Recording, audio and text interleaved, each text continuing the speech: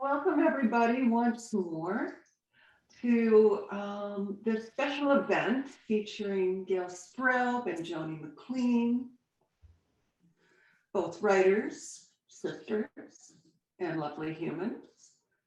Gail is also a neighbor and a great supporter of the Poetry Barn and Aim Higher, and very, very grateful for that. And grateful to see this wonderful turnout tonight.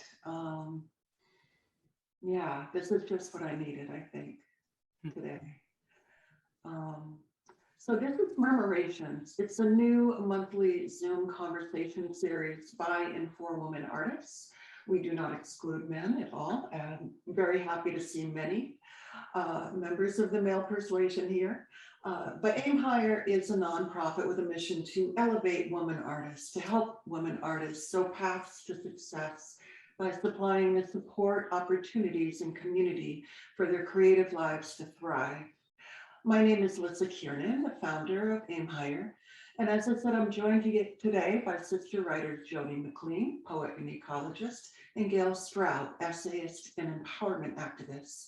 They will weave together words from their recent books, wheeling around the subjects of art, the natural world, and the sacred time near solstice.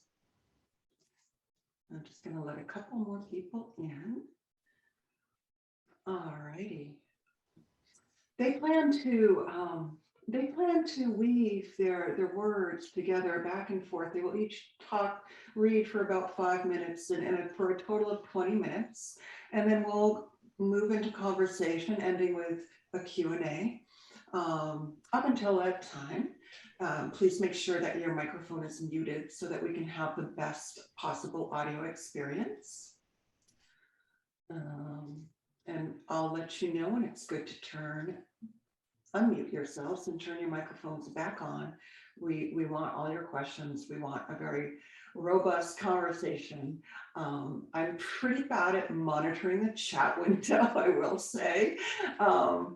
But anytime you want to say something, feel free to raise your hand at the end. Yeah, so as I said, they'll each read for about 20 minutes. And I think I'll go right ahead and begin introductions, if that's okay with everybody. And you're all muted, so you can't possibly argue with me. Even if you wanted to. Anyway. Yes, so these two ladies are mighty impressive. Gail Stroud is a visionary pioneer and activist in the field of empowerment. She co-founded the Empowerment Institute in 1981. One of the world's leading authorities on women's empowerment, she co-founded Imagine, a global initiative for the empowerment of women to help women heal from violence, build strong lives, and contribute to their community.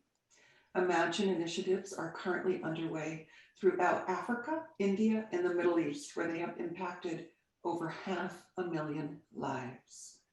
Wow.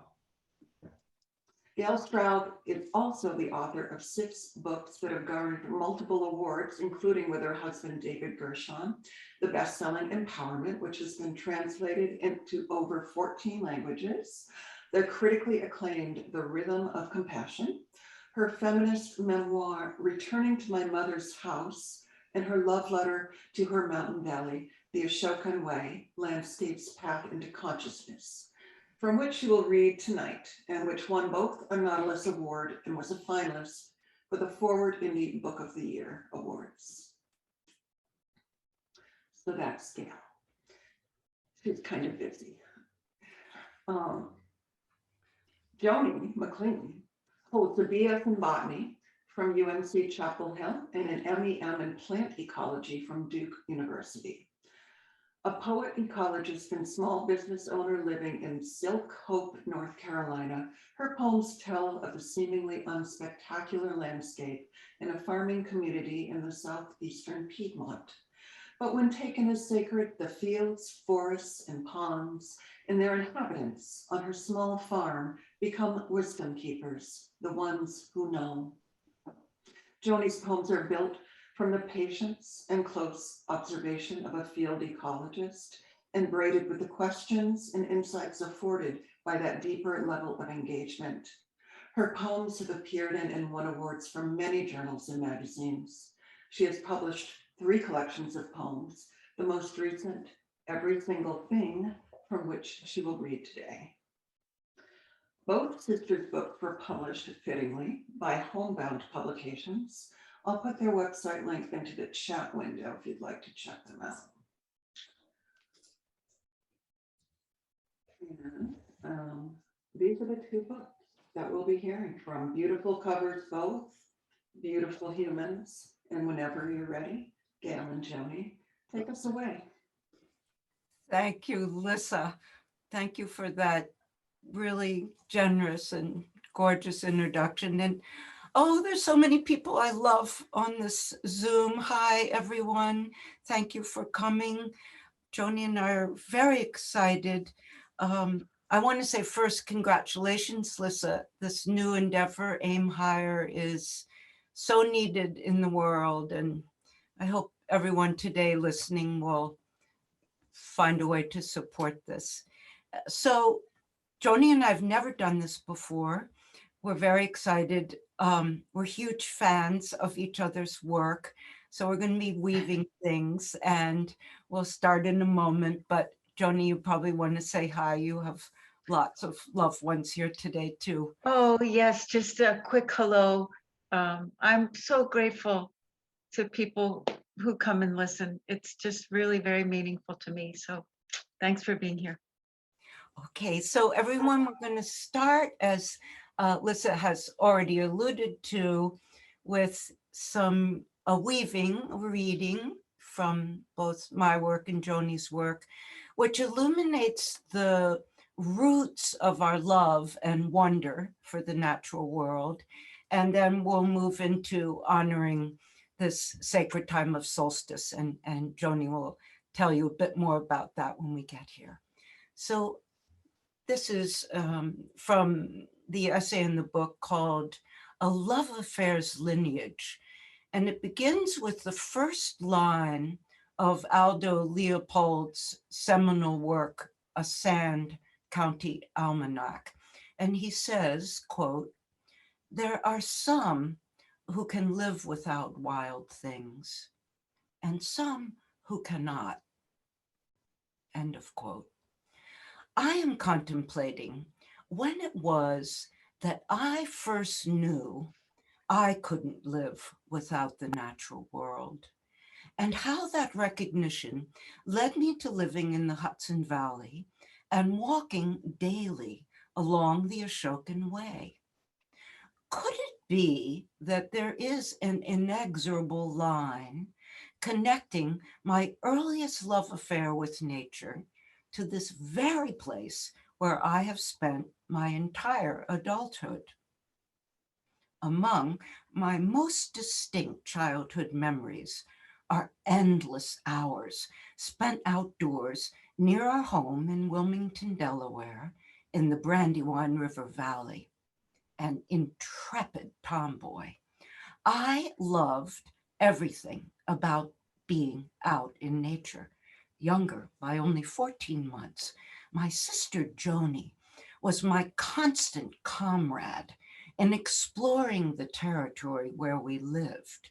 We were often mistaken as twins, and indeed we were inseparable. And I'm continuing with Gail's writing from Ashokan Way here.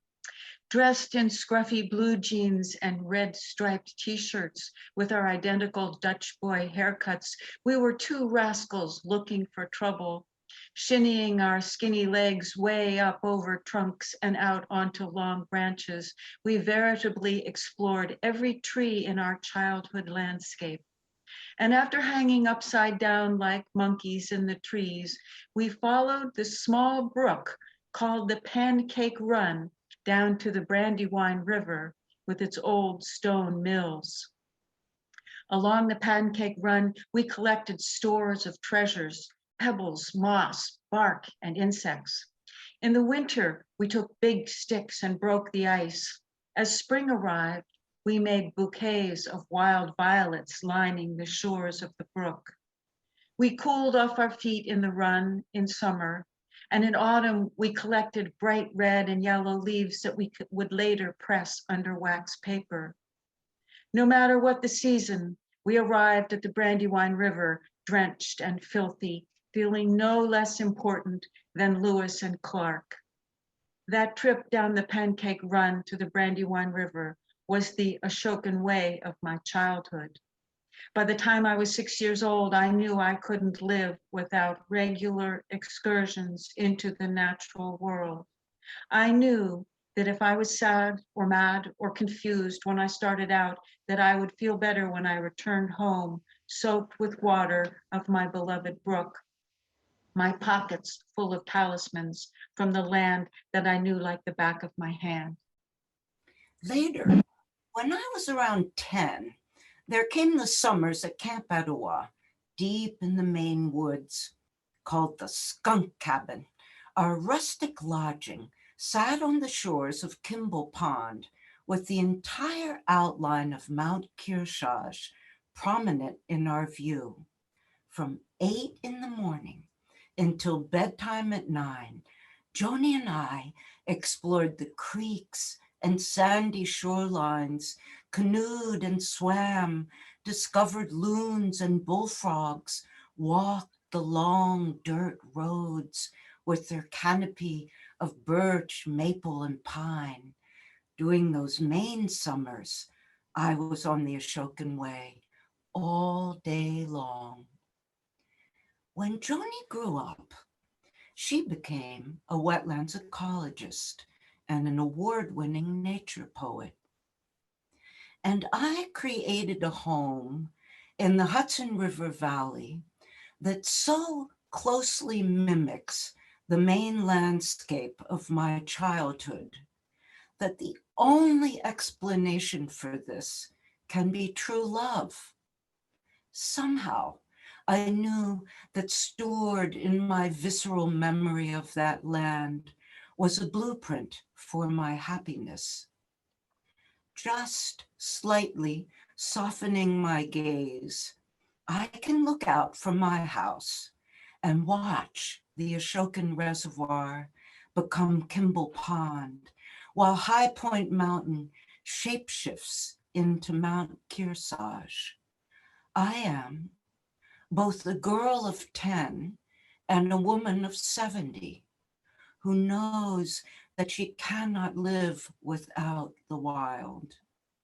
And I pray that each of us can find our way to be in regular contact with some aspect of the natural world, that each of us can understand how much our humanity depends on this notion.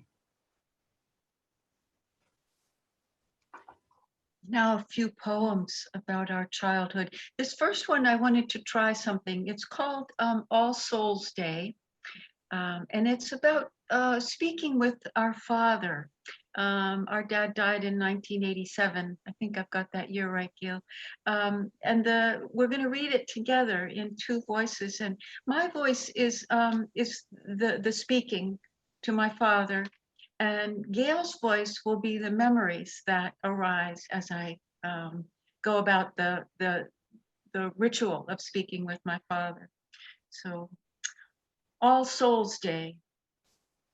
To speak to you today only in my mind would be of little consequence.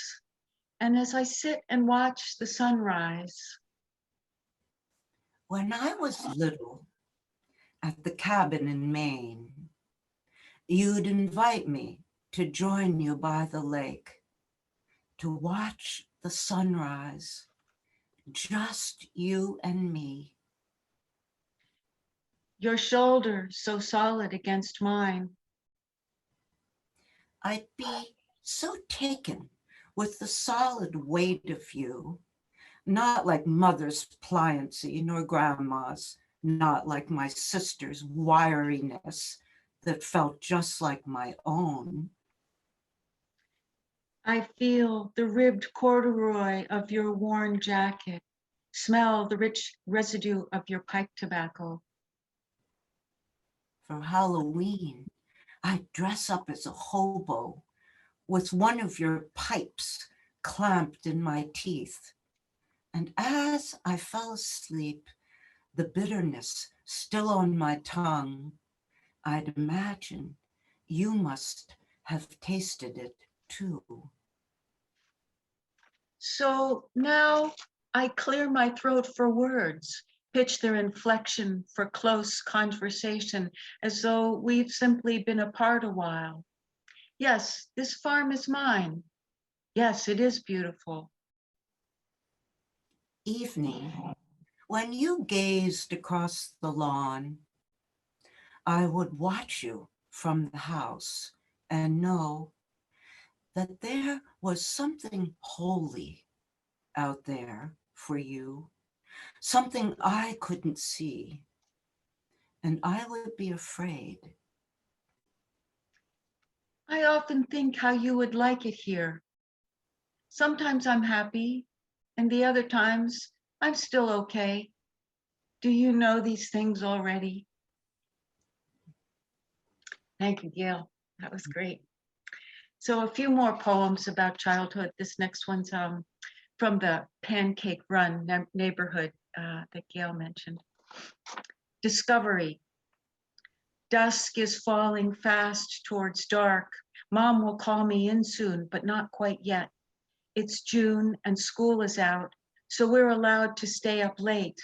I'm running through the hedge to Peyton's yard next door, cutting through her mother's beds of herbs, though we are supposed to go around.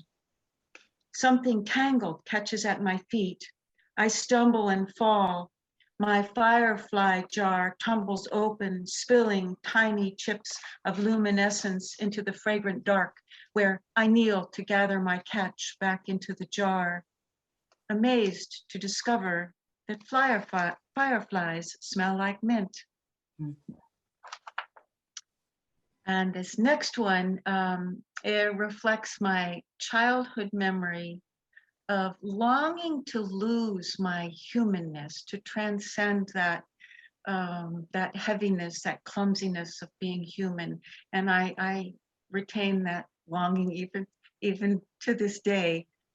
So this one is called Fox in the Field at Sunset. If I could lie down in the rustly weeds with you, pressed against the stubble and mud, I would bring my face so close to yours, your silver whiskers would twitch and spring as though they are mine, and I would hear the naked mouse babies cry in the next field over. To close my eyes, to suffer a breath, would shake me back to humanness. So I'm holding still, but only as still as a human. And so you rise and shake your coat. I shiver as the sun goes down.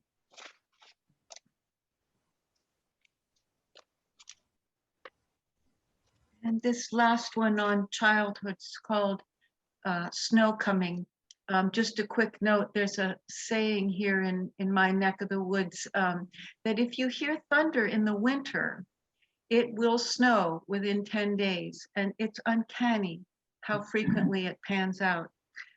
So snow coming. Thunder 10 days ago.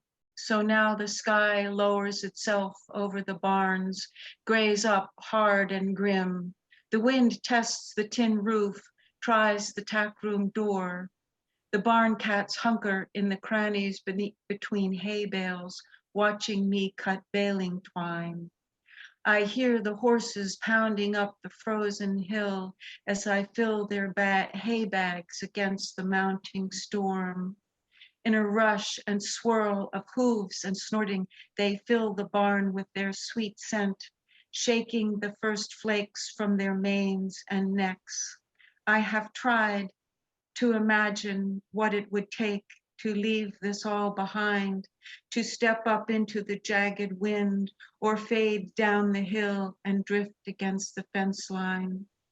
Later tonight, when the storm has satisfied itself, the field will be still, and the stars will spark in the white snow and in the black sky.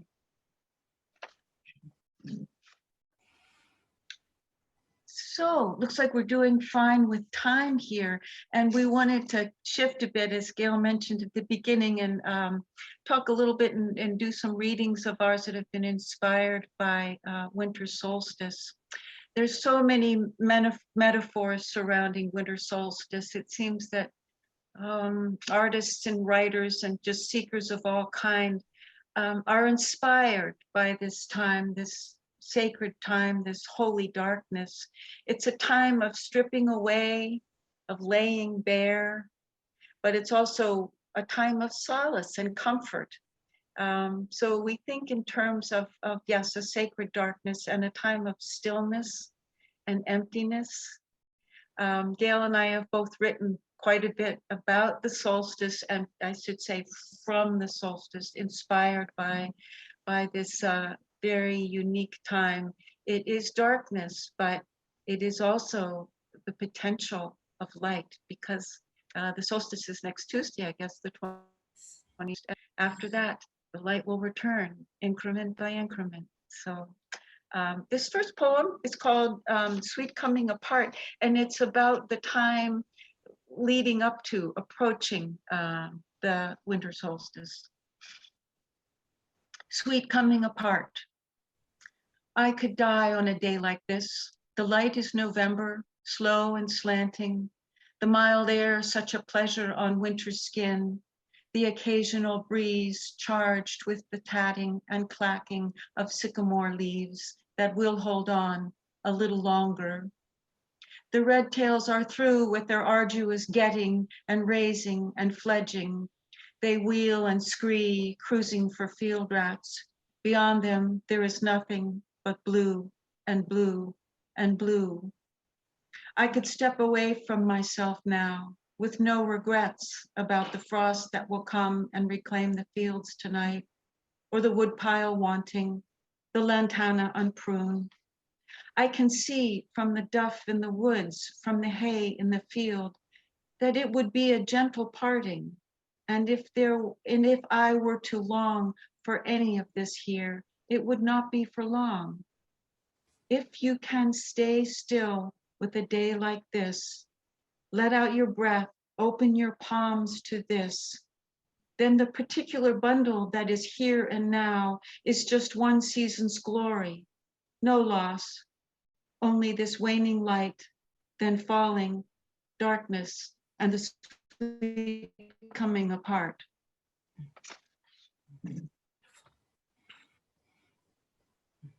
Winter's claim. I've just lighted a fire in the stove and set the coffee to making. And so to leave the house on this sleety Sunday morning has made a heavy claim on my fortitude. I'm headed to the barn to hay the horses, fill their trough, and feed the cats. There's glistening scat in the farm road, telling who's come in the night. Mingo's warm muzzle on the back of my neck as I lean to fork manure, his ice-coated mane clinks at my cheek. The ragged call of two herons in flight, unhurried through the freezing mist. They change their course to pass just over my head. In the end, of course, whatever winter claims has been a paltry price to pay for such a morning.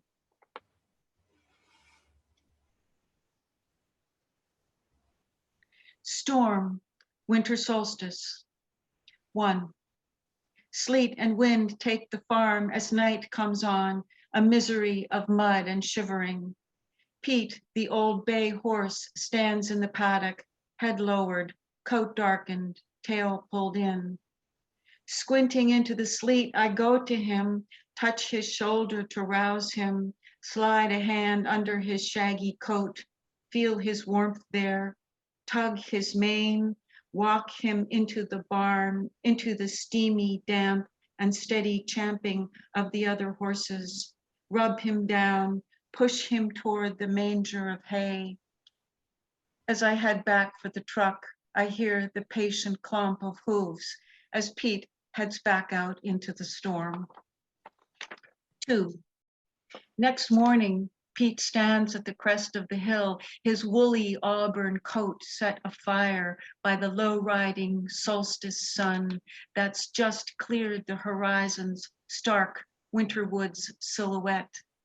He has turned to look down slope. His breath wreathes his wild black mane, his translucent ears. And then crows erupt, yelling and cawing from the creek bottom, splintering the frozen hush over the field. Their flight takes me into the flashing pines. Pete arches his neck, dips his head, takes a few fancy steps across the frozen slope. And this last poem of mine, I've asked Gail to read. Thank you, Gail. Oh, thank you, Joanie. So beautiful. This is called Winter Solstice. Heron croaks, flies up from her roost. A star unmoors, sails east. No sign yet of dawn. Gray foxes whoop and whoop, looping through the frost-thralled fields. If I let darkness hold me still and close, it empties me of waiting. Oh, Thank you, Gail. I would like to read it again because we have time. That's such a gorgeous poem. Oh, I think everything I need to learn is in this poem. Winter Solstice. Heron croaks, flies up from her roost. A star unmoors, sails east. No sign yet of dawn. Gray foxes whoop and whoop, looping through the frost-thralled fields. If I let darkness hold me still and close, it empties me of waiting. So we're going to end, and I'm happy to say we're going to have plenty of time for questions and from Lissa and from all of you. We're going to end our weaving with another short passage from the Ashokan Way, and this is called Mountain Coming to Rest in Motion, and I chose this for our solstice reflections because I think, as Joanie alluded to, there's something in the balance of the dark and the light at this time of year. And this particular passage is about the balance of rest and motion, heaven and earth, action and stillness, which is one of the big learnings for me in this lifetime. It is a heart-stoppingly lovely day. The first heavy snow is fallen, and the sky is a piercing cobalt blue. The mountains are wearing white velvet robes, as if they are dressed for the finest winter ball. Soft clouds settling along their ridges, like fur trimming their finery. Snow etches the tree branches, as if a paintbrush has outlined each shape with the most delicate of touches. As I make my way through the spellbound alabaster landscape, a fierce love for these mountains rises up in me. The I Ching's 52nd hexagram is Ken, the mountain majestically moving above and massively still below. The hexagram is described this way, quote, Ken Mountain means coming to rest in motion. When the proper interplay of stillness and action is understood and practiced, the path for progress is bright and glorious, end of quote. Observing High Point Mountain, I see that the snowy peak surrounded by clouds is moving toward heaven, while the immense base is the definition of solid motionlessness, earth itself. I long to pull my living mountain inside me so that I might inhabit its balance of action and stillness, heaven and earth. Ancient wisdom keepers believed that we could better understand the fundamental principles of life when in the presence of a mountain landscape. And this has been true for me. This outer mountain is always ready to help me find my inner mountain. Each day, when I leave my office, bound up in details and endless lists of things to do, feeling almost buried alive under a torrent of emails, I walk into a place that allows me to be empty. For me, this open space is one of the few forces potent enough to overcome the hungry ghosts of modern technological distraction. The landscape returns me to my own inner search engine, reminding me that this interior inquiry is where the roots of my human condition exist. White snow on white birch has become silent haiku. And the further I go along the Ashokan Way, the more I reside within my inner mountain. My footsteps are nimbler, and I feel, for now at least, that I have become the mountain, coming to rest in motion. Oh, yeah, that's beautiful.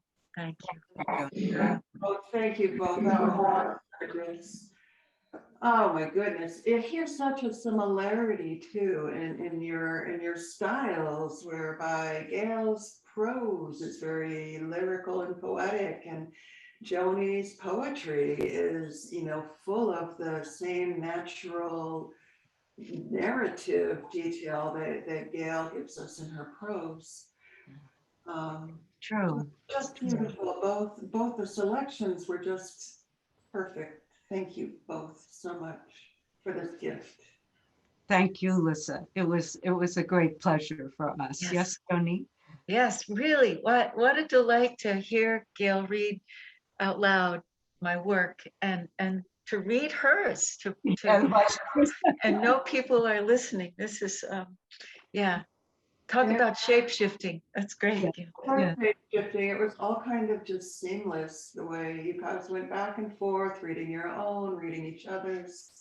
At some point, it just all blended together.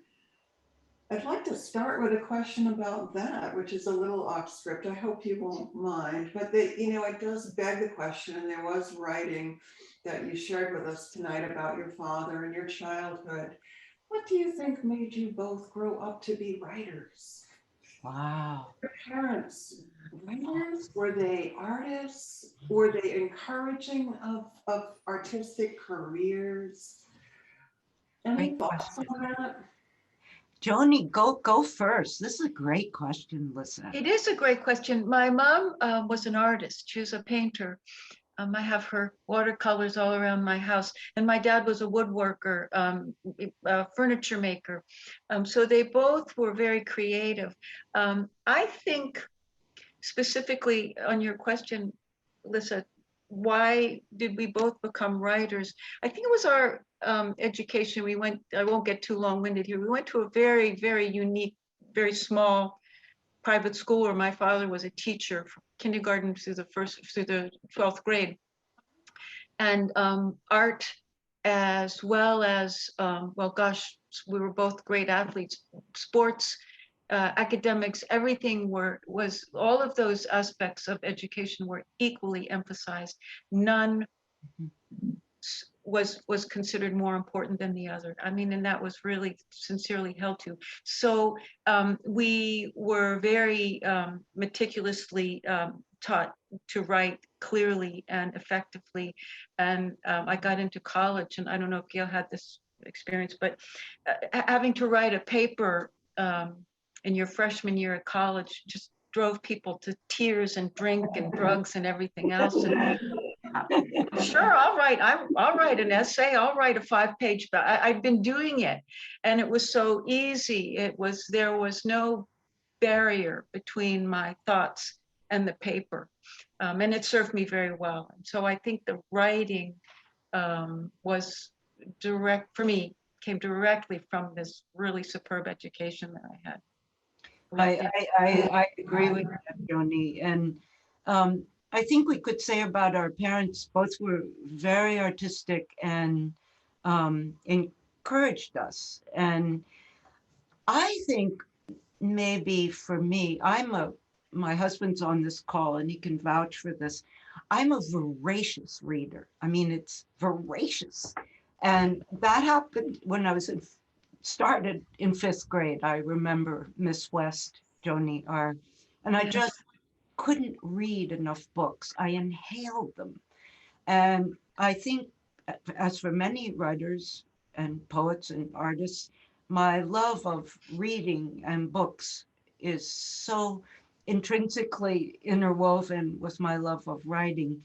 And then I started, like many women and some men, writing in journals at, I think about age 14. And that was the kind of origin, if you wish. Right. But I think it's interesting for also, Lissa, your beautiful Aim Higher. Joanie and I didn't begin writing books and poetry and stuff until a bit later. Joanie, share your story about that. Oh yeah, just again, briefly, I didn't start writing poetry until I was well into my 40s. It never occurred to me. I read poetry, but probably not more than a lot of people. It just, it occurred. Poems came out.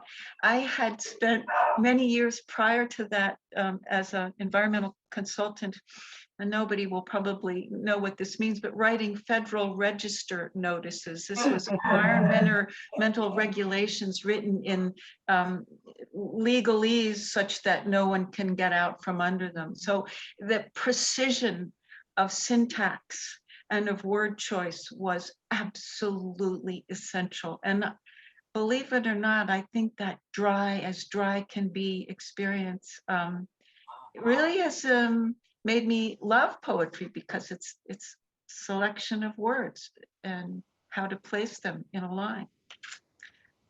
But it was, yeah, well into my 40s before it just occurred to me to write a poem.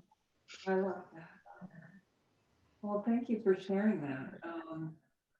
I guess that leads me into our next question, which is part of the mission of Aim Higher is to help women artists build practices and habits that help us maintain a healthy balance between our creative lives and our other lives. It can be a tricky balancing act. We may not get to it until we're 40. So here I'd be interested in hearing, from each of you, where does your art practice fit into your life today with your other priorities, such as family, activism, work, all that life stuff? Oh, Lissa, your questions are so evocative, and it's a icon of how evocative the mission for Aim Higher is. I want to answer that in 2 ways. A lot of people on the call know me and many of you don't, but I was mainly an activist and a social entrepreneur, along with my husband, David, running an institute for 40 years, and was incredibly rich. And we were so blessed to have this work all over the world. And during that time, I longed to be a full-time writer, but I couldn't.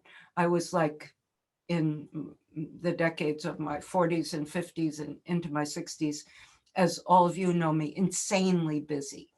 And however, during that time, I would always write on the weekends. And then I came into my 70s, and then the last year I handed more of my work to my beloved colleague who's on this Zoom call, Teresa McGarren.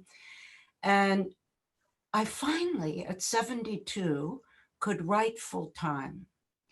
And literally it was like a dream come true. But like Joanie said a minute ago, I think it became a dream come true because I couldn't do that for so long.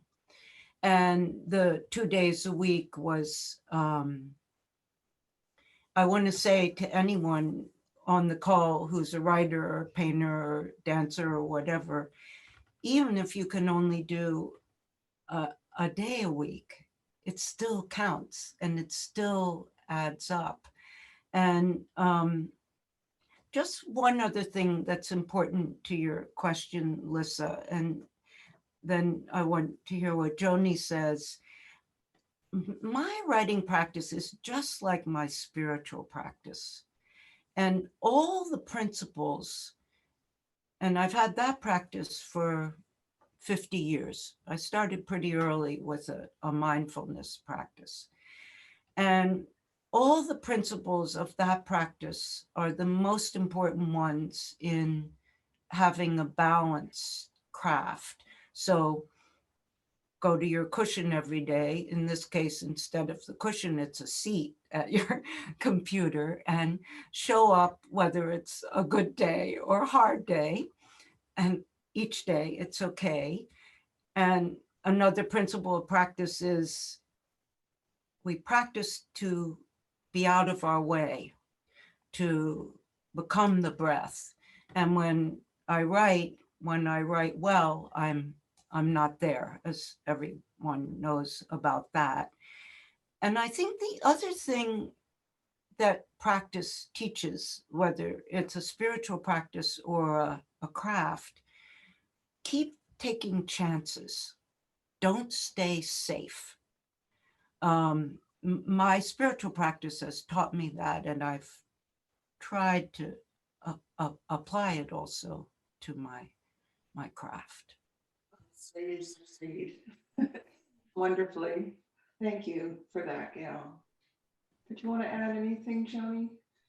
About your, Well, you know, your work? very little.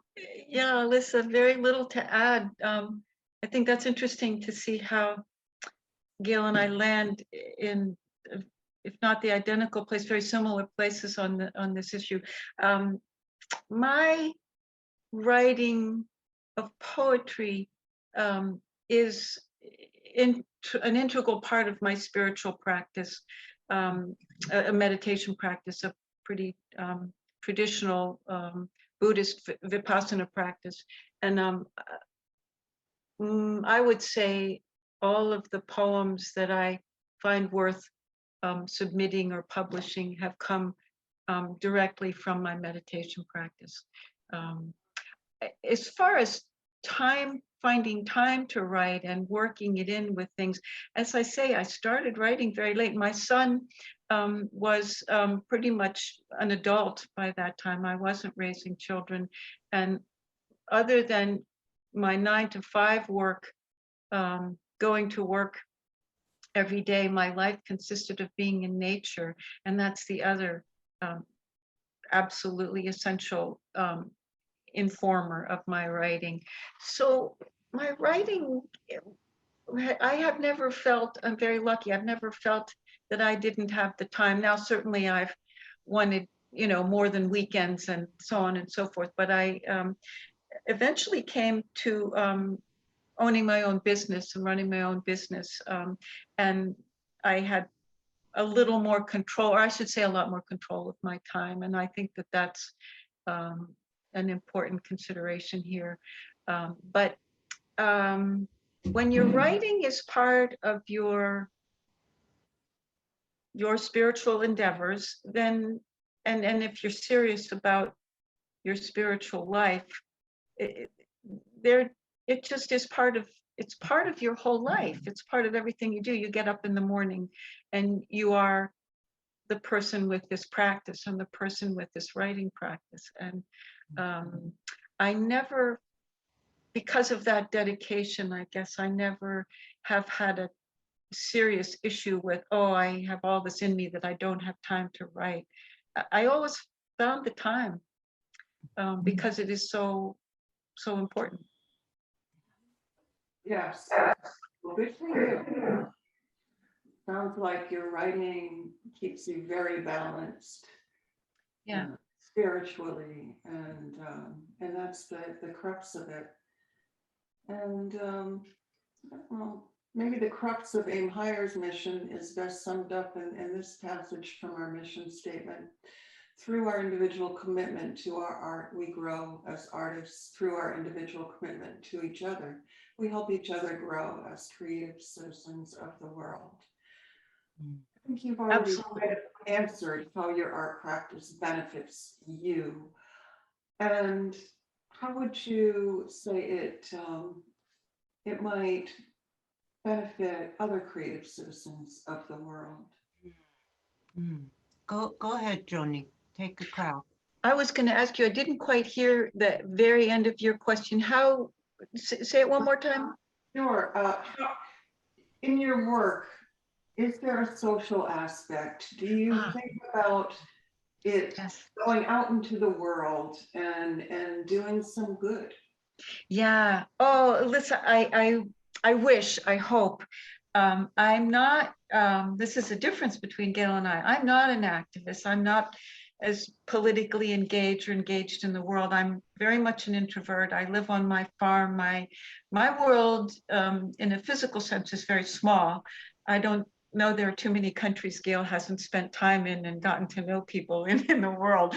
So that's radically different between the two of us. But I would love for my writing, my poems to give people courage, pleasure, clarity, insight, anything like that. Real quickly, recently this fall, through Gail and a sequence of friends who knew friends who knew friends who had family, I heard about a person who was having a very serious surgery, an amputation of her leg, and she, through this grapevine, read one of my poems, and it gave her courage. It actually gave her comfort.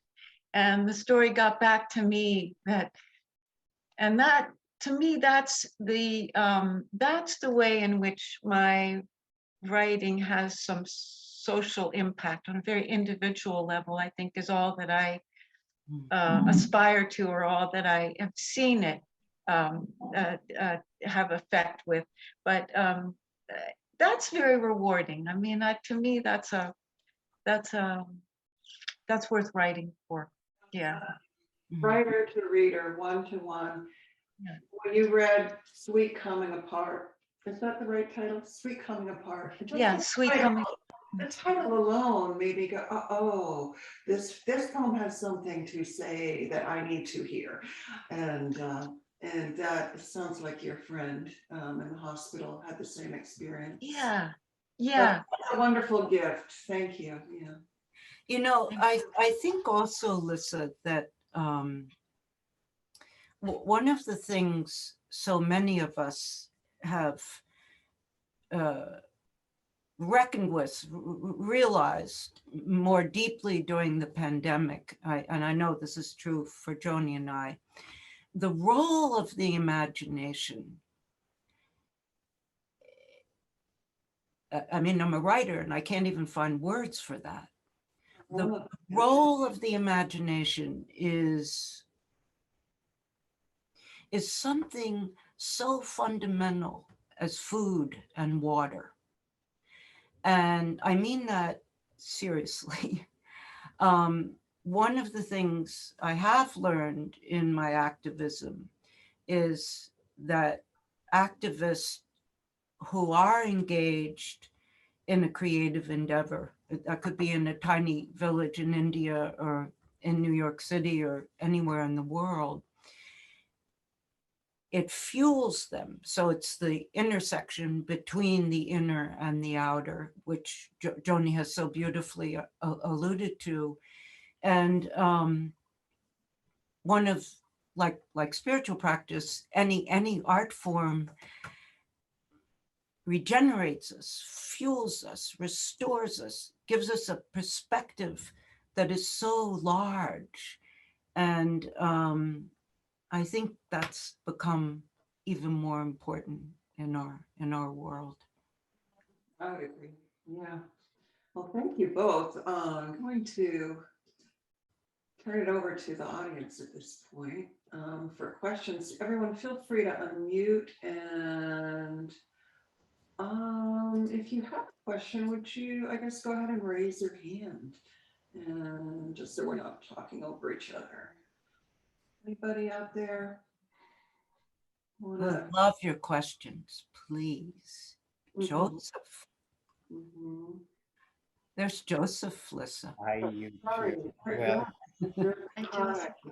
Well, Gail and Joanie, I know I speak for many of us here. I am taking such delight in the way you two are celebrating your sisterhood and celebrating your kinship with the brothers and sisters in the natural world that you do so eloquently, and bringing this big family together.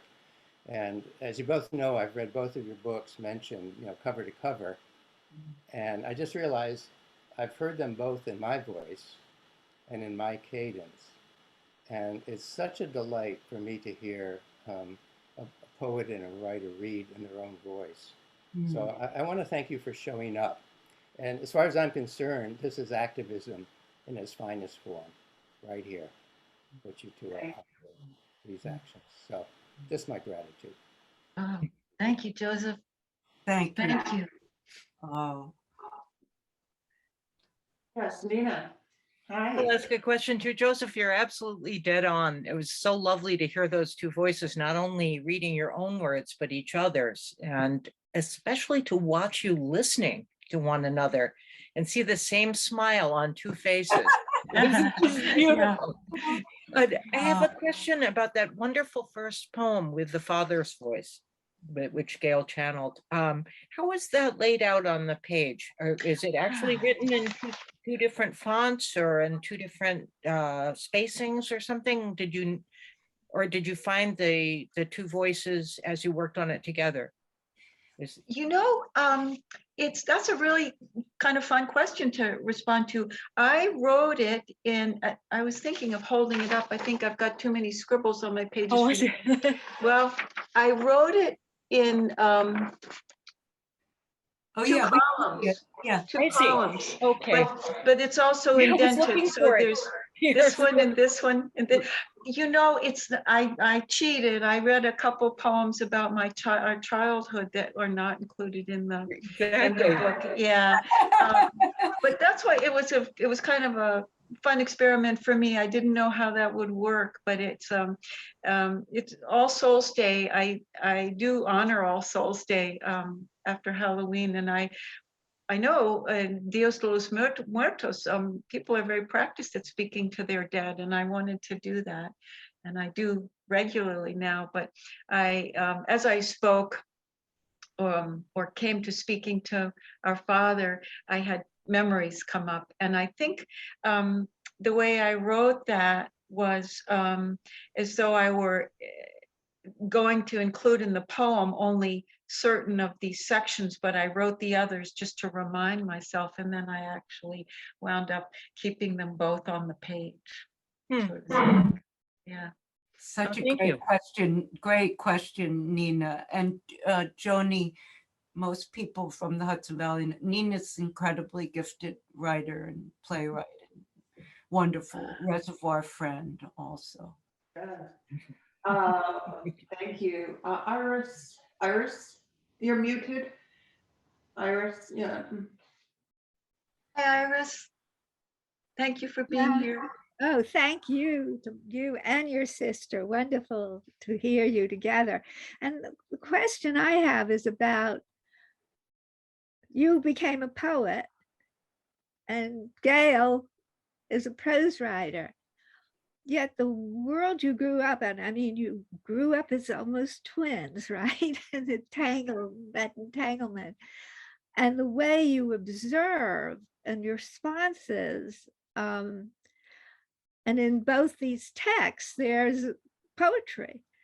So I sort of have the question of why do you think you ended up a poet, Joni? And why do you think you ended up turning to prose or more narrative, maybe discursive text? I just wonder if you've ever discussed this kind of decision and choice that each of you made. That's such a great question. Joni, go ahead. Go ahead. Well, I can be real brief. I think, and this is nothing I've thought about before, Iris, so I appreciate your asking. I think I write poetry because I speak with an inner voice and I'm not sure anyone's listening. And that's my lifestyle as well. Gail is a very public person and is very well known and renowned around the world. And her persona is one who speaks to the world. And to me, that prose lends to that lends itself to prose, whereas an internal, more introverted way of being lends itself to poetry. I don't know if that pans out for you, Gail. Well, that's fascinating. Oh, it's you're defining it. It's brilliant what you're saying. I mean, it's really interesting. I wouldn't, Iris, the truth is, I mean, I've told Joni this, so this is no new revelation. I am so intimidated by poets. I wouldn't even, it's true though, I'm not being glib. I wouldn't even attempt what my sister does. I have admiration beyond words for poets because, like I've said to Joni so many times, she has to put in this teensy amount of words. What I can do, 1,000 words, 1,000 here, 1,000 there. And I just have a tremendous admiration for, I believe you're a poet. Yes, Iris is a fabulous poet. She's in my writing group, yes. That I recognize your name from Joni telling me. So you poets, and there are some other poets on this call, including Lissa, of course. I think you all are you have to go the deepest. yeah. And you have to go beyond the linear kind of prose speak that I write from. And I feel that also, Nina, as a playwright, you're a playwright as well. It's not like I don't respect all writers, I do. And I've said I'm a voracious reader, Right. but it's just a different discipline, I guess. And not one that my personality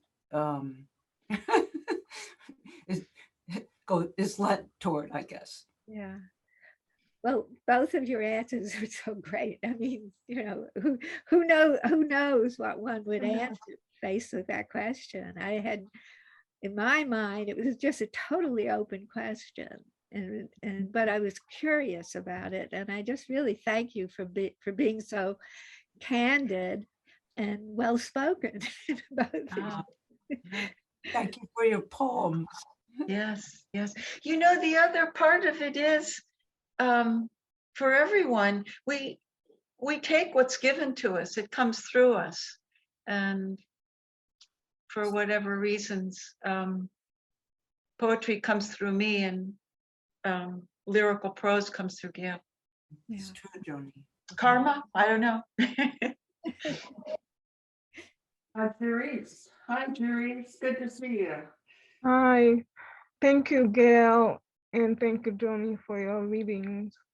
I'm from Haiti and I'm a poet, and I wanted to find out from Gail, who has traveled all over the world, what is the sisterhood like in the third world? What do you find it to be like? Oh my, that is a question that goes to the center of my soul. Yeah, good I- question, Therese. Really, when you say sisterhood, you mean women in general? Yeah. Yeah. Women in general, yeah. And oh gosh, I'll ask Lissa more about your poetry also. You know, so your question is what I've learned about the sisterhood in other parts of the world, just in general, yes? Yes. Yeah, okay, because I could speak to that well, I think. Well, first, I want to say they've been my teachers, my colleagues and I know Teresa's here, my colleagues in Africa and the Middle East and India, and I learned so much from them that I wouldn't be who I am without them. And they taught me things I couldn't learn here. They taught me new ways to think, new ways to feel, probably new ways to write, new ways to love and approach the world. And the book I'm really working hard on now is about this. So Yeah. thank you for asking the question. It's called The Globe Inside Me. And it's about how the voices of the globe, when we interact with people from different places and we allow them to speak to us and inform us, we become different people. And then over time, we all live inside each other. And I'd love to read your poetry. I read, as I'm sure many people on this Zoom do, as many voices from as many different countries as I possibly can. Thank you for your question. Thank you. Thank you for your response. Please keep writing. And maybe, Joanie, your thoughts from a poet's point of view. Oh gosh. I think what struck me most about the question was how directly it goes to what you're working on now, Gail. Gail began traveling internationally, and I guess was that your junior or sophomore year in high school as an exchange student in Paraguay. And I don't think she's ever stayed on this continent for more than 6 months at a time since then. And she works almost exclusively with women. And I have seen in watching videos and hearing about Gail's work with women, there's an immediate opening and making oneself vulnerable when Gail works with women internationally. And I find that really one of the most remarkable aspects of her work. It's an immediate women make themselves vulnerable to each other and come together. It's really incredible. Very perceptive. I'm gonna put in the chat the URL for the Imagine. Is it Imagine Institute, Gail? Yeah, just imagineprogram.net. Thank .NET. Yes, and there are some lovely videos there that are really, Yeah. really inspirational. Really enjoyed watching. So. Well, I don't get a lot of the credit anymore. My friend Teresa, who's on this Zoom, really gets all the credit. Oh, I think you get a little credit. I mean, you only retired a year ago, so. But welcome, Teresa, and best of luck to you in taking this work forward. It's an important project. Any other questions? I do want to say Gail pretends she's retired. She's not even close to being retired. It's not even an appropriate word. That happens a lot. People say they'll retire and then they really are just taking a day off. But anyway, in the woman in Ned Levitt's box, it has her hand up, so feel free to go and introduce yourself. Is it you, Lynn? We can't hear you, and I'm not sure why you're not muted. Maybe you can put your question into the chat box. If it's in Ned's box, it's Right now. probably. Hi, can you hear me now? There, it's you, Lynn. Yay. Okay. I want to follow up on Jerisa's question, which is to ask Joanie and Gail, do you, as you are crafting your prose and your poems, interact with each other about your creative process? Hello, Lynn. I met you many, many years ago. Good to see you. Hi, Joanie. You know, not in, I participate in 2 writing groups, and some people from my writing groups are so generously with their time or here in the Zoom. I love that. That kind of interchange I don't do with Gail. The moment by moment I'm writing this poem, what about this line break? But we talk a lot, particularly this past year and a half, 2 years of the pandemic. We've become much closer by phone, talking by phone. And we talk about the creative process in general, and that we share our experiences with our meditation practices and our spiritual life and so forth. And Gail's very helpful to me with submitting and publishing, because she's so much more experienced and practiced and successful with that. So she's been a real mentor for me in that respect. But I think that the exchange during the creative process is very essential, and I'm just immeasurably grateful to my writing groups for feedback as I write. I think with Gail and I, it's more on a kind of a philosophical level that we share our creative process. Gail? That's right. Most of you know, and Ned and Lynn, you both certainly know, and it's different for all writers. Joseph and also Nina and I have talked about this. I tend to be very solitary as a writer, which is a bit paradoxical or ironic, because I am more of an extrovert than Joanie, but I am really an introvert as a writer. Very, very private. And David, my husband of 40 years, who I send him the document every day, and he gets to, so he can save it, hundreds of them, but he doesn't read it. So I'm one of these people who relies on an editor a lot, and also feels that editors are archangels for writers. Right, yeah. Thank you.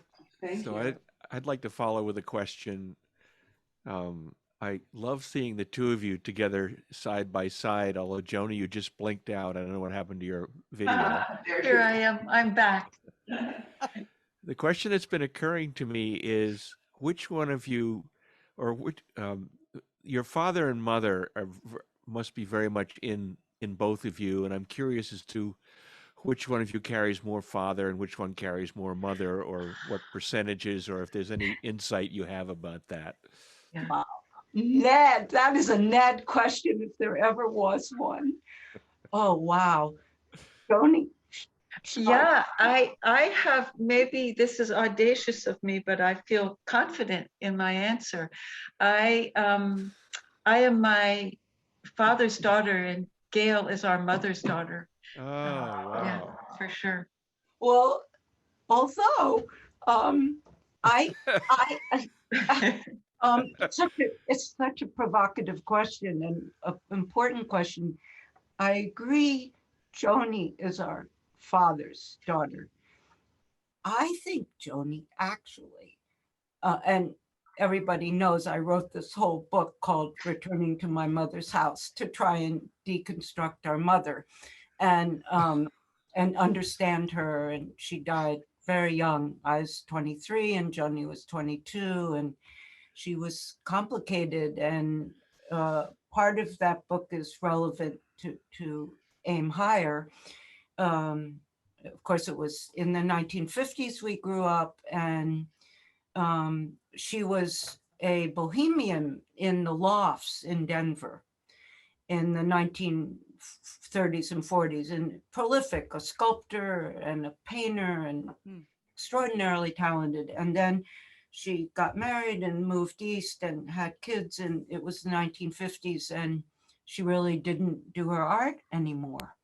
And a lot of this book, Returning to My Mother's House, is trying to understand that. I'm saying all that, Ned, because I think I'm an answer to my mother. That's what that book is about, Ned. You work so hard on it with me. But I think, Joanie, I'm also our father. Oh, yes. I mean, How so?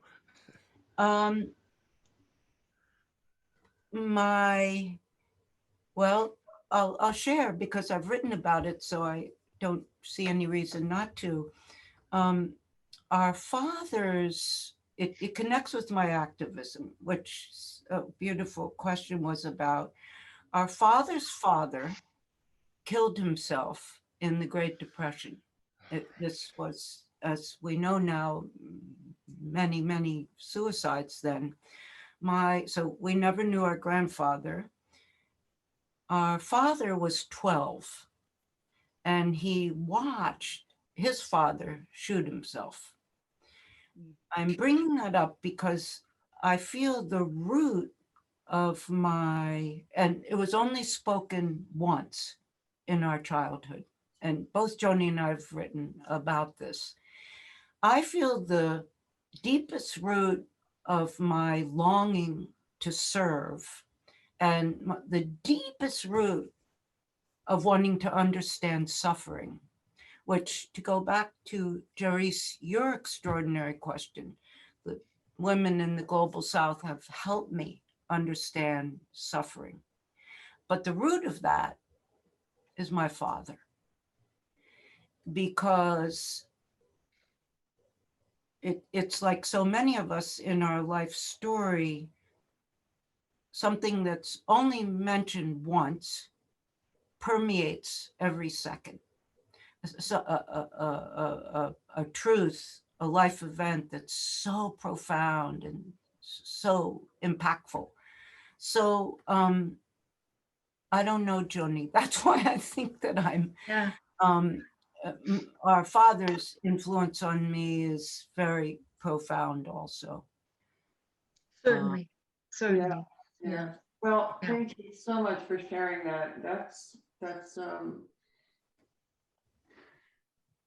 important. Thank you for sharing that. And Yeah. that personal bit of information with us. It really was a wonderful discussion, and I'm just so grateful for you both for being here and sharing your work, your words, your wisdom. I want to thank you all for coming, being such good listeners and conversationalists. And Yeah, thank you, everyone. yay. So Thank you. And please support Aim Higher Oh, thank you. I invite all of you to go to aimhigher.org, become part of our community if you're not already. If you're an artist, you can set up an artist profile page, and the site is in a beta mode right now, but it will become a robust social and professional network over time. And thank you again.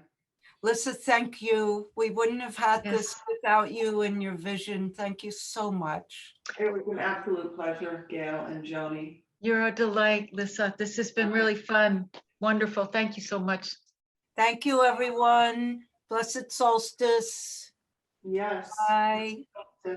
Bye, and thank you, everybody.